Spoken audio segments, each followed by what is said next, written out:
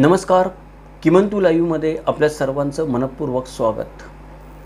श्री राजनराजे अध्यक्ष धर्मराज्य पक्ष प्रस्तुत शिवकाळ या सदरातील शिवकालीन वतनदारीचे दुष्टचक्र या 5व्या मालिकेतील आजचा आपला 5वा व्हिडिओ आहे. या व्हिडिओमध्ये आपण जाणून घेणार आहोत वतनदार, त्यांचा वतन लोभ आणि त्यांनी केलेली फितुरी आणि याच्यामुळं महाराष्ट्राच्या राज्याचं आणि शिवछत्रपतींच्या स्वप्नाचं झालेलं नुकसान. मागील भागामध्ये आपण पाहिलं की वतनदारी हा कशा प्रकारे महाराष्ट्राला जडलेला असाध्य रोग होता. वतनदारांनी कशा प्रकारे महाराष्ट्रामध्ये अराजक माजवलेलं होतं. वतनदार हे कसे राजसत्तेसाठी तारेवरची कसरत झाली होती, त्यांना सांभाळणं, त्यांच्यावर अंकुश ठेवणं. हे वतनदार नेमके होते काय आणि शिवकालीन आणि शिवपूर्वकालीन 2-2.5 वर्ष वतनदारी परिस्थिती होती काय, हे सर्व आपण मागच्या भागामध्ये पाहिलेलं आहे. ह्या भागामध्ये आपण थोडंसं पुढं जाणार आहोत आणि या वतनदारीमुळे मराठ्यांच्या राज्याचं खऱ्या अर्थाने कसं काय नुकसान झालं, त्यांच्या वतन लोभामुळे, त्यांच्या फितुरीमुळे, ते समजून घेणार आहोत. चला तर मग विषयाला सुरुवात करूयात. नमस्कार, माझं नाव किमंतू ओंबळे सरकार. आपण पाहतात किमंतू लाईव्ह यूट्यूब चॅनल. सुरुवात आपण करूया वतनदारांच्या वतन लोभापासून. शिवछत्रपतींच्या मृत्यूनंतर औरंगजेब महाराष्ट्रामध्ये आला आणि महाराष्ट्रामध्ये 27 वर्ष राहिला. या 27 वर्षाच्या कालखंडांना मराठ्यांचं स्वातंत्र्य युद्ध असं संबोधलं जातं. मराठ्यांनी या स्वातंत्र्य युद्धामध्ये असामान्य पराक्रम केला आणि औरंगजेबासारख्या बलाढ्य शत्रूविरुद्ध रणसंग्राम जिंकला, हे सत्य आहे. पण त्या रणसंग्रामाची दुसरी एक काळी बाजू होती, जी वतन व्यवस्थेशी निगडीत होती. ती काळी बाजू देखील आपल्याला पाहणं गरजेचं आहे. आजच्या व्हिडिओमध्ये आपण फक्त त्या काळ्या बाजूकडे लक्ष देणार आहोत, ज्याच्याकडे शक्यतो चर्चा केली जात नाही, बोललं जात नाही, समजून घेतलं जात नाही. त्या विषयाकडे आज आपण थोडंसं वळणार आहोत. मराठ्यांनी हा जो पराक्रम केला, तो पराक्रम केला त्याच्या मागे स्वराज्य किंवा राष्ट्रभावना याच्यापेक्षा वतनाचा लोभ ही एक फार मोठी प्रेरणा होती. शिवछत्रपतींचं वतनाविषयीचं धोरण काय होतं ते आपण मागच्या भागामध्ये विस्ताराने पाहिलेलंच आहे. त्यांनी शक्यतो जुनी वतनं होती ती खालसा केली नाहीत, परंतु नवीन वतनदार वर्ग हा निर्माण होऊ देऊ नये किंवा निर्माण होऊ द्यायचा नाही, या निर्धाराने शिवछत्रपतींनी प्रत्येक कृती केली होती, तसा कटाक्ष ठेवला होता. आणि बहुतेक ठिकाणी शिवछत्रपतींच्या ठाई किंवा पदरी जे मोठमोठे पुरुष उदयाला आले, ज्यांनी मोठमोठी कार्य करून दाखवली, त्यांना शिवछत्रपती रोख पगार देत होते. शिवछत्रपतीकडून रोख पगार घेऊनच या पुरुषांनी मोठमोठी कार्य केलेली आहेत. शिवछत्रपतींनी त्यांच्या सहवासामध्ये आलेल्या वतनदारांना आणि सर्वसामान्य जनतेला या वतन लोभावर मात कशी करायची ते शिकवलं, वतन लोभ जिंकायला शिकवलं. त्यांच्यासमोर एक राष्ट्रभावनेचा आदर्श निर्माण केला, त्यांच्यासमोर स्वधर्मनिष्ठ आणि राष्ट्रभक्तीचा आदर्श निर्माण केला आणि त्यांच्याकडून मोठमोठी कामं करून घेतली. परंतु शिवछत्रपती हे त्यांचं निधन झाल्यानंतर, महाराष्ट्राच्या काळाच्या पटलावरून नाहीसे झाल्यानंतर, जो आदर्श शिवछत्रपतींनी सर्वसामान्य वतनदारांच्या समोर निर्माण केला होता, तो आदर्श पण नाहीसा झाला. आणि त्यांच्या ठिकाणी असलेली वतनासक्ती म्हणजे वतन मिळवण्याची तीव्र इच्छा परत वर उफाळून आली आणि राष्ट्रभक्ती वगैरे सर्व वाऱ्यावर सोडून देऊन अनेक मराठे जे होते ते वतन मिळवण्यासाठी, वाचवण्यासाठी वेगवेगळ्या मार्गाने आपल्याला मोगलांना जाऊन मिळालेले या 27 वर्षाच्या कालखंडामध्ये आपल्याला दिसतात. त्याचं कारण हे जे वतनदार होते, या वतनदारांना काळजी ही फक्त त्यांच्या वतनाची होती, राष्ट्राची नव्हती. मोगल मराठा संघर्ष काळामध्ये देशमुख, देसाई, पाटील, कुलकर्णी इत्यादी वतनदारांनी मोगलांच्या समोर माना वाकून आपली वतनं टिकवली. इतकंच नव्हे तर या वतनांपायी या लोकांनी स्वकीयांशी लढायला, त्यांचं रक्त सांडायलाही कमी केलं नाही.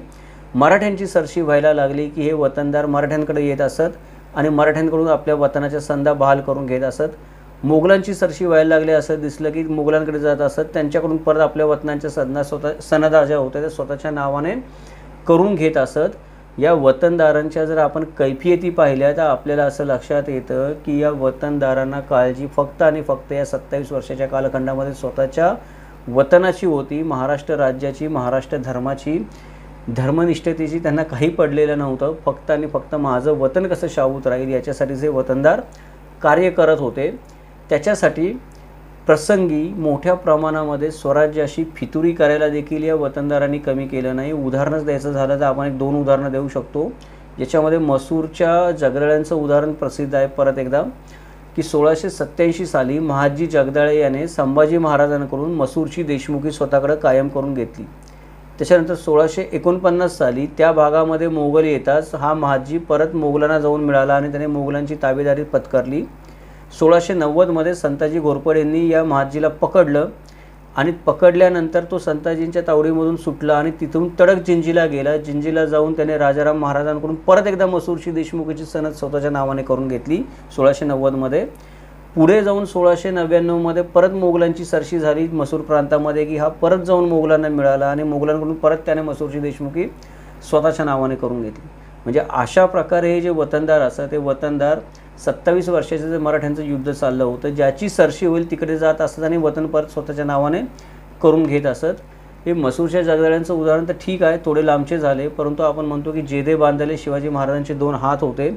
त्या जेधेंची पण अशीच गोष्ट आहे की 1683मध्ये बाजी सर्जेराव जेधे म्हणजे कान्होजी जेधेंचा नातू म्हणू शकतो आपण, त्याने वतन रक्षणासाठी मोगलांना जाऊन मिळाल्याचं आपल्याला उदाहरण सापडतं.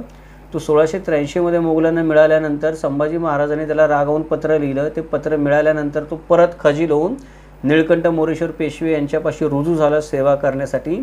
परंतु संभाजी महाराजांच्या मृत्यूनंतर खोपडे आणि इतर वतनदारांमागोमाग हा बाजी जेधे पण जाऊन मोगलांना मिळाला. त्यानंतर 1690 साली परत रामचंद्र अमात्यांनी त्यांनी त्याची कान उघडणी केल्यानंतर तो पुन्हा मराठ्यांना येऊन मिळाला. त्याच्यानंतर परत औरंगजेबाने उचल खाल्ली आणि 1702मध्ये औरंगजेबाचं राज्य परत वाढल्यासारखं वाटायला लागलं, मुघलांचं वर्चस्व वाढल्यासारखं वाटायला लागलं, की 1702 साली हा बाजी जेधे परत मोगलांना जाऊन मिळाला. मसवडचे जे नागोजी माने होते, हा पण नागोजी माने 1683 पूर्वीच मोगलांना जाऊन मिळालेला होता. नंतर काही काळ मराठ्यांकडे येऊन परत मोगलांना जाऊन मिळाला. म्हणजे ही झाली की ठळक उदाहरणं वतनासक्तीची, की मोठमोठे लोक, ही मोठमोठी नावं आपल्याला माहीत आहेत म्हणून नावांची उदाहरणं सांगितली, ही ठळक उदाहरणं झाली. याच्या व्यतिरिक्त पण कान्होजी आणि गणोजी शिर्के असतील, यशवंतराव दळवी असतील, रायबांजी भोसले असतील, सकाजी डपळे, शंकराजी माल्हार, अशी अजून भरपूर उदाहरणं आहेत. हे सगळे लोक मोगलांकडे येऊन जाऊन होते वतनाच्या सोयीसाठी फितुरी करून स्वराज्याशी. 1686 नंतर साल्हेर रामशे जे किल्ले मोगलांनी घेतले ते बहुतेक फितुरीनेच घेतले, हे आपण मागं बोललेलो आहोत. या सर्वांवर आपण म्हणतो की कळस चढवला तो सूर्याजी पिसाळने. तर सूर्याजी पिसाळच्या गोष्टीबद्दल थोडंसं मतभेद आहेत म्हणून त्याच्याबद्दल आपण बोलत नाही इथे की तो फितूर होता का नव्हता खरोखर. परंतु नेताजी पालकर जे सरनौबत होते स्वराज्याचे, ज्यांना स्वतः छत्रपती शिवाजी महाराजांनी परत स्वधर्मामध्ये घेतलं होतं, ते नेताजी पालकर पण परत धर्मपरिवर्तन करून मोगलांना मिळाल्याचं दिसतं आपल्याला वतनाच्या लोभापायी. जिथं नेताजी पालकरांसारख्या व्यक्तीची ही गोष्ट असेल तर सर्वसामान्य ग्रामसेवक आणि तलाठीन आपण म्हणतो की पाटील कुलकर्णी त्यांची गणती कोणी करावी ते मोगलांना जाऊन मिळाले. तर याच्यासाठी एक शब्द आहे की ही जी काही फितुरीची साथ होती, ही फितुरीची साथ ही मोठमोठ्या लोकांपुरती मर्यादित नव्हती, ती वतनदारीच्या खालच्या स्तराच्या तळागाळापर्यंत झिरपलेली होती, खोलवर भिनत गेलेली होती. त्याच्यासाठी आपण असं म्हणू शकतो की एक उदाहरणच द्यायचं म्हटलं त्याचं तर ज्या वेळेला तुळापूरला छत्रपती संभाजी महाराजांची नृशंस हत्या केली औरंगजेबाने, त्यावेळेला या औरंगजेबाने तुळापूरला त्याचा मुक्काम असताना त्याच्या महसूल अधिकाऱ्यांनी गावोगाव दवंड्या पिटल्या आणि गावोगावच्या देशमुख, देशपांडे, पाटील कुलकर्णी इत्यादी वतनदार मंडळींना त्यांचा एक जमावच त्यांनी औरंगजेबाच्या छावणीमध्ये गोळा केला. वेगवेगळ्या खेड्यांचे, परगण्यांचे, प्रांतांचे वसुलीचे कागद, हक्कासंबंधीचे कागद, जमाबंदीचे कागद घेऊन ही सर्व वतनदार मंडळी जी होती, सर्व वतनदार मंडळी बादशाकडे आली आणि त्यांनी परत बादशाकडून आपापले हक्क व सनदा ज्या होत्या त्या कायम करून घेतल्या. म्हणजे मराठ्यांच्या राज्यामध्ये यांना ज्या हक्क व सनदा होत्या त्या त्यांनी बादशाकडून कायम करून घेतल्या. कधी त्याच तुळापूरमध्ये बादशाची छावणी असताना जेव्हा संभाजीराजांची हत्या केलेली काही काळापूर्वी या औरंगजेब बादशाने, याच संभाजीराजांना हे लोक कधी स्वतःचा राजा मानत होते. त्यांची हत्या होऊन काही दिवस उलटत नाहीत तोच हे लोक परत बादशाच्या छावणीमध्ये दाखल झालेले आहेत निष्ठा बदलून. याचा अर्थ असा होतो की या वतनदारांनी मराठी राज्याची सत्ता टाकून दिली आणि औरंगजेबाची सत्ता मान्य केली. सर्वात मोठी दुर्दैवाची गोष्ट ही की ज्या वेळेला हा वतनदारांचा जमाव त्या तुळापूरच्या छावणीमध्ये जमलेला होता, त्याच वेळेला महाराणी येसूबाई आणि शाहू महाराज जे होते ते त्या ठिकाणी त्यांना कैद करून आणण्यात आलेलं होतं. महाराणींची आणि बालराजांची आणि त्यांच्यावर असणाऱ्या आपत्तीची या वतनदारांना कसलीही लाज वाटत नव्हती, शरम वाटत नव्हती की कालपर्यंत आपण ज्या व्यक्तीला राजा मानत होतो त्या राजाची हत्या झालेली आहे. कालपर्यंत आपण ज्या व्यक्तीला महाराणी मानत होतो आणि राज्याचा वारस मानत होतो, ती व्यक्ती आज औरंगजेबाच्या कैदेमध्ये खितपत पडलेली आहे. त्याच व्यक्तीसमोर आपण येतो, त्याच व्यक्तीसमोर आपण जमाव गोळा करतो आणि आपली निष्ठा शत्रूच्या चरणी अर्पण करतो. याच्यावर आपण विचार करू शकतो की येसूबाई आणि महाराणी शाहू महाराज तर लहान होते, पण महाराणी येसूबाई कळत्या सवरत्या होत्या, धोरणी होत्या, मुत्सद्दी होत्या, त्यांना राजकारण कळत होतं. त्यांच्या जीवाला किती यातना झाल्या असतील की ज्या स्त्रीचा नवरा स्वराज्यासाठी ज्याने मृत्यू स्वीकारला पण शरण केला नाही, शत्रूला हालाल करून मृत्यू स्वीकारला, ते संभाजीराजांच्या मृत्यूनंतर काही दिवसातच हे वतनदार बादशाहच्या छावणीत गोळा झाले स्वतःची वतनं वाचवण्यासाठी, आणि ते पण केव्हा? महाराणी येसूबाईंच्या डोळ्यासमोर. त्यांना किती यातना झाल्या असतील, पण वतनदारांना ह्याचं काही पडलेलं नव्हतं. राजा मरू देत, हाल होऊन मरू देत, नाहीतर अजून कसा मरू देत, राणी असेल ती शत्रूच्या याच्यामध्ये खितपत पडू देत, तिचं कधी स्वतंत्र होईल, कधी सुटेल माहीत नाही, तिचे काय हाल होतील, माझं वतन शाबूत राहिलं पाहिजे. ही जी वतनदारांची वृत्ती होती त्याला सेतू माधव पगडी यांनी फार समर्पक शब्द वापरला आहे. सेतू माधव पगडी म्हणतात की यांची पेटते विडी, म्हणजे स्वराज्याला आग का लागेना, माझी विडी नेहमी पेटती राहिली पाहिजे, तिकडे दुनिया जळे नका, माझी वतनाची विडी नेहमी पेटती राहिली पाहिजे, ही या वतनदारांची भावना होती. त्याच्यामुळे हे वतनदार प्रसंगी फितुरी करण्यामध्ये वतन लोभासाठी कुठलीही कसूर करत नसत. याच्यामुळे स्वराज्यामध्ये काय झाली की मोठ्या प्रमाणामध्ये अंधाधुंदी माजली. या 27 वर्षाच्या कालखंडामध्ये बहुसंख्य वतनदारांची ही जी निष्ठाहीन आणि सत्वशून्य वृत्ती होती, ती वृत्ती पाहता शेवटी रामचंद्र पंत अमात्य, शंकराजी नारायण आणि स्वतः छत्रपती राजाराम महाराज यांना वतनाविषयीचे शिवछत्रपतींचे धोरण सोडून द्यावे लागले. कारण या वतनदारांच्या या पेटत्या विडीने संपूर्ण स्वराज्याचीच राख व्हायची वेळ येऊन ठेपलेली होती. म्हणून जो पराक्रम करेल त्याला वतन मिळेल असं छत्रपती राजाराम महाराजांनी जाहीर केलं, आणि पुढे जाऊन मराठ्यांनी जो पराक्रम केला त्या पराक्रमाची प्रेरणा हा महाराष्ट्राचा राष्ट्रभाव नसून ही वतनाची प्रेरणा होती की मी पराक्रम केला तर मला वतन मिळेल, म्हणून मराठे प्रेरणा करत लढायला लागले मुघलांच्या विरोधात, किंवा जे मुघलांना जाऊन मिळाले होते ते परत स्वराज्यामध्ये आले. पण याचा दुष्परिणाम असा झाला की शिवाजी महाराजांनी ज्यांची वतने खालसा केली होती त्यांना ती रामचंद्र पंत अमात्यांना नाईलाजाने परत द्यावी लागली.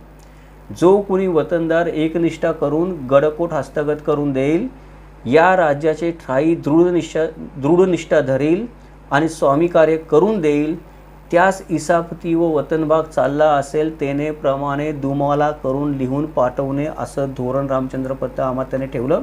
म्हणजे जो कोणी राजनिष्ठेने वागेल, जो कोणी दृढनिष्ठा करून स्वराज्याचं कार्य करेल, मुघलांच्या तावडीतून गडकोट जिंकून देईल, त्याचं जर आधी वतन चाललं असेल तर ते वतन त्याला परत पुढं नेमून दिलं. रामचंद्र अमात्यांनी जी वतनं नष्ट करण्याची शिवाजी महाराजांचं धोरण होतं त्या धोरणाला अशा रीतीने आपल्याला हरताळ फासला गेलेला दिसतो. परंतु नाईलाज होता, परिस्थिती पुढं वाकावं लागलं. म्हणजे यवोदरप्रमाणे भूमीसुद्धा कोणाला वतन म्हणून देऊ नये असं आज्ञापत्रामध्ये पुढं रामचंद्र अमात्यांनीच लिहून ठेवलेलं आहे. पण परिस्थिती पुढं या शहाण्या सुरत्या पुरुषाला पण वाकावं लागलं, कारण त्या काळामध्ये मराठ्यांच्या पराक्रमाला उत्तेजन देण्याचा तोच एक मार्ग होता. मोगल मुलखातील जो परगणा मराठा गडी जिंकील त्याला तो इनाम मिळेल असं जाहीर झाल्यामुळं शेकडो हजारो मराठे हातावर तलवार घेऊन घोड्यावर मान टाकून धावू लागले. असं करून त्यांनी मोगलांना धुळीला मिळवलं, ही गोष्ट खरी. पण त्याच्या मागे प्रेरणा ही स्वराज्यनिष्ठा ही त्यामागची प्रेरणा नव्हती, तर वतनलोभी त्यामागची प्रेरणा होती. वतनलोभी प्रेरणा असल्यामुळं त्या कालखंडामध्ये प्रचंड गोंधळ उडाला. मराठा राज्यातली जी शिस्त आणि व्यवस्था शिवछत्रपतींनी कायम केली होती ती कायमची नष्ट झालेली आपल्याला दिसते. आपण आपल्या आजूबाजूला बघतो की थोडी कुठे जरी धनलोभाची आपल्याला आशा दिसू लागली एखाद्या माणसाला, म्हणजे कुठून जरी मला थोडासा पैसा मिळतोय अशी आशा एखाद्या माणसाला दिसू लागली, तरी लोक किती अनवनीत कृत्य करतात किंवा किती दुष्कृत्य करतात थोड्याशा पैशासाठी हे आपल्याला सगळ्यांना माहिती आहे. किती फसवणुकी करतात, किती लबाड्या करतात, किती अत्याचार करतात हे आपल्याला सर्वांना माहिती आहे. मग इथे तर विषय कुठला होता? वंश परंपरेने मिळणाऱ्या वतनाचा प्रश्न होता. त्यामुळे कुठंही कडक शासन कुठंच नव्हतं. म्हणजे वतन मिळवण्यासाठी तुम्ही काही दुष्कृत्य केली तर तुम्हाला शिक्षा देखील त्या काळामध्ये कुठंच नव्हती. प्रत्यक्ष परिस्थिती अशी होती की प्रत्यक्षामध्ये कारभार विशाळगडावरून रामचंद्र पंत अमात्यांनी करावा.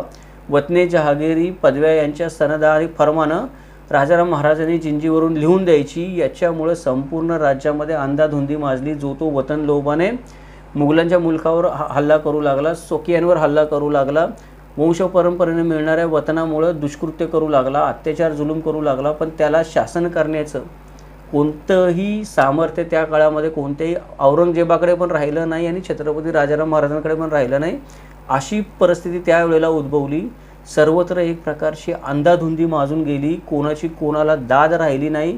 पाहिजे त्याने उठावे, त्याने घटकेत बादशाकडे जावं, घटकेत रामचंद्रपंत अमात्याकडे यावं, घटकेत शंकराजी नारायणांकडे जावं, घटकेमध्ये त्या माणसाने उठून जिंजीला जावं, खरं बोलावं, खोटं बोलावं, अडचण दाखवावी आणि आपल्याला पाहिजे तो वतनाचा कागद करून घ्यावा. हे वतनाचा कागद करून घेताना स्वतःचा स्वार्थ साधताना कुठलंही अपकृत्य करण्यास बिलकुल कचरू नये, असा सगळा अव्यवस्थित कारभाराचा मामला महाराष्ट्रामध्ये 10-20 वर्ष चाललेला होता. आणि त्याचं वैशिष्ट्य हे आहे की मराठ्यांचा जसा त्याच्यावर ताबा राहिला नाही, तसा औरंगजेबासारख्या पण अत्यंत आपण म्हणतो की कर्तबगार आणि शक्तिशाली शासकाचा पण या अंधाधुंदीवर ताबा राहिला नाही. जी शिस्त छत्रपती शिवाजी महाराजांनी महाराष्ट्रामध्ये किंवा मराठी राष्ट्रामध्ये निर्माण केली होती, ती या वतनदारांच्या या अंधाधुंदीच्या कारभारामुळे पूर्णपणे नाहीशी झाली. शिल्लक राहिलं, शिस्त नाहीशी झाली आणि शिल्लक राहिला तो फक्त आणि फक्त स्वार्थ, वतनाचा स्वार्थ. पण एवढ्याने जरी भागलं असतं तरी ठीक होतं, एवढ्याने पण भागलं नाही. शंकराजी नारायण, सुंदर तुकदेव, संताजी घोरपडे, धनाजी जोदव, धनाजीराव जाधव यासारखे जे मोठमोठे सरदार होते ते वतनांच्या बाबतीत मन मानेल तशी ढवळाढवळ करू लागले. म्हणजे आता वतनं वाटलीच जात आहेत. खिरापत मिळावी, एखादी खिरापत वाटावी तशी वतनं वाटत आहेत. राजाराम महाराज वाटत आहेत, औरंगजेब वाटतोय, ज्याला पाहिजे तो कुठलं पण वतन काढून घेतोय, मागून घेतोय. तर त्याच्यामुळं हे जे प्रमुख लोक होते मराठेशाहीतले, या लोकांना पण असं वाटायला लागलं की मला वतन मिळावं, माझ्या ओळखीतल्या माझ्या पक्षाच्या माणसाला वतन मिळावं. त्यामुळं एकाच वतनासाठी हे सगळे लोक परस्पर विरोधी भूमिका घेऊ लागले, परस्पर विरोधी पक्ष घेऊ लागले. त्याच्यामुळे या लोकांची मतं दुरावली. मतभेद झाल्यानंतर, मनभेद झाल्यानंतर एकमेकांमध्ये मोठे तट पडले. या लोकांमध्ये कलह माजल्यामुळे राज्यामध्ये कलह माजला. काही वेळेला तर खऱ्या खोट्यांची लाज सर्व लोकांनी इतकी सोडून दिली की एकाच वतनाच्या संधा एकाच वेळेला अनेकांना मिळू लागल्या. ज्याचा राजाराम महाराजांकडे वट जास्त तो आपल्या माणसासाठी जाऊन सनद घेऊन यायला लागला. दुसरा गेला की राजाराम महाराज त्याला पण सनद नाईलाजाने लिहून देऊ लागले, कारण माणसं टिकवायची होती. त्यामुळे एकापेक्षा जास्त वतनाच्या सनदा मिळू लागल्या. आणि रामचंद्र अमात्य जे काही विशाळ गडावर बसलेले होते त्यांना काही सुचेनासं झालं, कारण कुणी पण माणूस उठायचा, जिंजीला जायचा, सनदा घेऊन यायचा. त्या संध्या कधी कधी एकाच जागेच्या एकाच वतनाच्या यायच्या. त्यांचा मेळ कसा घालावा हे रामचंद्र पंताला समजेनासं झालं. त्यामुळं छत्रपतींचा हुकूम तर मानला पाहिजे म्हणून काही पण करून रामचंद्र अमात्य ते काहीतरी तडजोड करून इकडे तिकडे याचं वतन त्याला, त्याचं वतन याला, मुघलांच्या वतनाची आशा दाखवून निभावून न्यायला रामचंद्र पंत अमात्यांनी सुरुवात केली. मिळून काय झालं तर जी कोणालाही जहागीर द्यायची नाही असा शिवाजी महाराजांनी जो कडक नियम घातलेला होता, तो कडक नियम पूर्णपणे लयाला गेला आणि मराठी राज्याचं अतोनात नुकसान झालं. मराठ्यांनी या आपत्प्रसंगी बादशाला जो विरोध केला, पण तेवढ्याने मराठ्यांच्या मनामध्ये राष्ट्रीय भावना निर्माण झाली असं नाही. म्हणजे आपल्याला असं वाटतं की औरंगजेबाला विरोध केल्यामुळे मराठ्यांच्या मनामध्ये राष्ट्रीय भावना निर्माण झाल्याने मराठ्यांनी राज्य जिंकलं. पण वस्तुस्थिती जर आपण बघितली तर जो तो मनुष्य त्या काळामध्ये स्वतःच्या स्वार्थासाठी धडपडत होता. वतन मग ते राजाराम महाराजांकडून मिळू देत नाही तर औरंगजेबाकडून मिळू देत, प्रत्येकाला वतन पाहिजे. जो तो कुठून काय मिळू देत, कोणाकडून पण मिळू देत. गरज पडली तर वतनासाठी स्वतःची बायका पोरं मारणं, दुसऱ्याची बायका पोरं मारणं, गरज पडली तर धर्म बदलायला पण लोक वतनासाठी त्या काळामध्ये तयार होते. एवढ्या सगळ्या गोष्टीमुळं जो तो फक्त आणि फक्त स्वतःच्या स्वार्थासाठी धडपडत होता. आणि हा स्वार्थ वतनाचा हाच पुढे जाऊन महाराष्ट्रीयांचा एक स्वभाव बनला. आपण म्हणू शकतो की फक्त स्वतःपुरतं पाहायचं, स्वतःच्या वतनापुरतं पाहायचं हा एक स्वभाव बनून गेला तिथून पुढं. आणि छत्रपती शाहू महाराजांच्या काळामुळे यामुळेच सरंजामशाही व्यवस्था छत्रपती शाहू महाराजांना स्वीकारावी लागली. याच्याबद्दल आपण म्हणतो की थोडक्यामध्ये जर सांगायचं म्हटलं आपण थोडक्यामध्ये परिस्थिती अंधाधुंदी अशा पद्धतीने सांगू शकतो की लालूची शिवाय हालत नसत. म्हणजे कुठली तरी लालच दिल्याखेरीज त्या काळामध्ये तो माणूस काम करत नसेल. तो माणूस औरंगजेबाच्या पदरी असेल तरी त्याला लालच मिळाल्याशिवाय काम करत नसेल, राजाराम महाराजांच्या पदरी असेल तरी लालच मिळाल्याशिवाय काम करत नसेल. ती लालच मुख्यत्वे असे वतनाची, प्रत्येकाला वतनाची लालच निर्माण झाली की मी तलवार चालवू शकतो, मी 4 माणसं गोळा करू शकतो, मी 1000 माणसं माझ्या पदरी ठेवू शकतो, मी मुघलांचा मुलूक मारू शकतो, जिंकू शकतो, तर मग मला वतन पाहिजे. या वतनाच्या लालचेशिवाय कुणी माणूस काम करण्याचं झालं, वतन कोणीतरी त्याला देतो म्हणल्याखेरीज तो जागेवर हालेनासा झाला. स्वदेश स्वराज्य यांचं रक्षण करणं हे आपलं कर्तव्य आहे, हे त्यावेळी कुणाच्याही मनामध्ये राहिलं नव्हतं. मोबदला घेतल्याशिवाय एकही इसम त्या काळामध्ये कुठलंही काम करत नव्हता, हालत नव्हता आणि तो मोबदला त्याला बहुतांश वेळेला वतनांच्याच स्वरूपामध्ये हवा असे. त्याच्यामुळे जसं मी मगाशी म्हटलं तसं या 27 वर्षाच्या कालखंडामध्ये मराठ्यांनी औरंगजेबाला हरवलं. मोठा इतिहास झाला तो, जो आपण म्हणू शकतो की काही कमी महत्त्वाची गोष्ट नाही झाली, मोठी गोष्ट झाली की औरंगजेबासारख्या शत्रूला मराठ्यांनी हरवलं. पण ती औरंगजेबाला हरवण्याची किंमत मराठ्यांना ही भोगावी लागली की शिवाजी महाराजांच्या वेळेला जी राष्ट्रीय भावना मराठ्यांमध्ये निर्माण झालेली होती, ती राष्ट्रीय भावना या 27 वर्षामध्ये पूर्णपणे मावळून गेली. आता जे काही राहिला तो फक्त वतनलोभ राहिला आणि वतनलोभाच्या निमित्ताने मराठी राज्याचा विस्तार होऊ लागला. मराठ्यांचा राज्याचा विस्तार करण्यासाठी किंवा शिवछत्रपतींची नीतिमूल्य बाळगण्यासाठी आता मराठी राज्याचा विस्तार होत नव्हता. मराठ्यांनी युद्ध जिंकलं खरं, परंतु मराठे जिंकले आणि छत्रपती शिवाजी महाराज हारले या 27 वर्षाच्या युद्धामध्ये, असं आपण याचं वर्णन करू शकतो. हे सगळे वतनदार, हे सगळे वतनलोभ आणि ही त्यांची फितुरी, ही त्याची थोडक्यामध्ये आपण त्या या भागामध्ये पाहिलं. जर मोठं आपण खोलात जाऊन विचार करायचा म्हटलं तर हा पण मोठा PhDचा विषय आहे. एकेका माणसाने केलेली फितुरी याच्यावर एक PhD होऊ शकते. कुठलाही माणूस घ्या तुम्ही, लहान मोठा, अगदी भले तो गावचा पाटील असू दे, त्याने वतनासाठी काय उलाढाल्या केल्या या मधल्या काळामध्ये, या एकेका पाटलाच्या आयुष्यावर पण आपण PhD करू शकतो. तर मोठमोठे राजे महाराजे, सरदार दरकदार, सेनापती यांच्या वतन लोभाचं तर काय बोलायचं आपण, एवढा मोठा हा खोलातला विषय आहे. त्यामुळे जास्त आपण त्याच्यामध्ये जाऊ शकत नाही. फक्त एक कशा प्रकारे वतनदारांनी अराजक माजवलेलं होतं त्याचं हे एक उदाहरण फितुरी आणि वतनलोभ हे होतं. सांगणं गरजेचं होतं की कशा प्रकारे शिवकालीन काळामध्ये वतनदारीचं दुष्टचक्र निर्माण झालेलं होतं, वतनदारांनी निर्माण केलेलं त्याचं एक उदाहरण फितुरीचं आणि वतनलोभाचं आपण या भागामध्ये पाहिलेलं आहे. नेहमीप्रमाणे जर आपण किमंतू लाईव्ह चॅनलचे सभासद असाल तर आपल्याला हा व्हिडिओ कसा वाटला ते मला आवर्जून कळवा. आपल्याला काही नवीन माहिती कळली, आवडली असेल तर आवर्जून कळवा. तुमच्या कौतुकाचे 2 शब्द हे व्हिडिओ बनवण्यामागं प्रेरणा आहेत. नेहमीप्रमाणे मी मला शक्य असेल तशी प्रश्नांची उत्तरं देतच असतो. आपण माझ्याशी सहमत असलं पाहिजे असा माझा कधी अट्टास नसतो. आपण असहमत पण असू शकता, असहमत असण्याचा आपल्याला अधिकार आहे, त्याचं स्वागत देखील आहे. नेहमीप्रमाणे जर किमंतू लाईव्ह चॅनलच्या निमित्ताने आपण या व्हिडिओच्या निमित्ताने आपण किमंतू लाईव्ह चॅनलला प्रथमच भेट देत असाल तर या व्हिडिओला सबस्क्राईब करा, चॅनलला सबस्क्राईब करा, व्हिडिओला लाईक करा, नोटिफिकेशन बटन ऑन ठेवा, जेणेकरून आपल्याला नवनवीन व्हिडिओ अशीच माहितीपूर्ण पाहता येतील. या अशा प्रकारचे संशोधनपूर्ण व्हिडिओ बनवण्यासाठी नेहमीच प्रायोजकत्वाची गरज लागत असते. आपल्या या व्हिडिओचे आणि व्हिडिओ मालिकेचे प्रायोजक श्री राजनराजे साहेब, अध्यक्ष धर्मराज्य पक्ष यांचे देखील मनपूर्वक आभार. पुढच्या भागामध्ये आपण पाहणार आहोत की वतनदार जे आहे ते वतनदार कशा प्रकारे छत्रपती शिवाजी महाराजांसाठी पण अवघड जागेचं दुखणं झालं होतं. म्हणजे या भागामध्ये आपण बघितलं की छत्रपती राजाराम महाराज, रामचंद्र अमात्य आणि खुद्द औरंगजेबाला पण वतनदार कशा अवघड जागेचं दुखणं झालं होतं आपण या भागात बघितलं. पण छत्रपती शिवाजी महाराज ज्यांना आपण सर्वात जास्त शक्तिशाली शासक म्हणतो मराठ्यांमध्ये, त्यांच्यासाठी पण हे वतनदार कशा अवघड जागेचं दुखणं झालं होतं ते आपण पुढच्या भागामध्ये पाहणार आहोत. पाहत राहा किमंतू लाईव्ह यूट्यूब चॅनल. भेटूयात पुढच्या भागामध्ये एका नवीन व्हिडिओसोबत. तोपर्यंत जय महाराष्ट्र, जगदंब.